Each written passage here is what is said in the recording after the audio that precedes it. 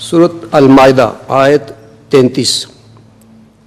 اعوذ باللہ من الشیطان الرجیم، بسم اللہ الرحمن الرحیم۔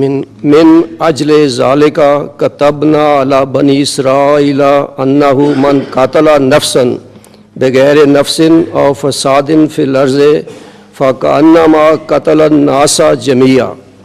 ترجمہ اس کا یہ ہے، اسی بنا پر ہم نے بنی اسرائیل پر یہ فرض کر دیا کہ جس نے بھی کسی ایسے نفس کو قتل کیا جس نے کسی دوسرے کی جان نہ لی ہو یا زمین میں فساد نہ پھیلایا ہو، تو گویا اس نے تمام جہانوں کو قتل کر دیا۔ حضور ہمارا سوال یہ ہے، انسانوں کو جہانوں کو نہیں، حضور اسلامی تعلیم کے مطابق ایک شخص کو اگر مارنا گویا ساری کائنات کو مارنے کے مترادف ہے۔ کیا؟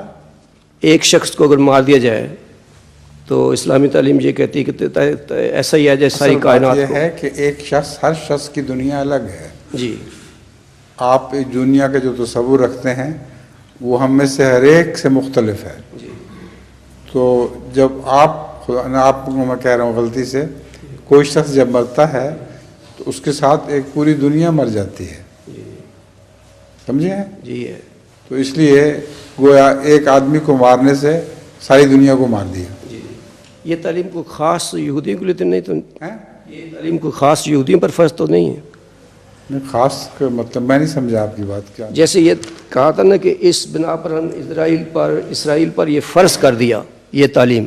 کیا یہ تعلیم صرف اسرائیلیوں یہودیوں کے لیے؟ نہیں، سب کے لیے ہے۔ سب کے لیے۔ شکریہ۔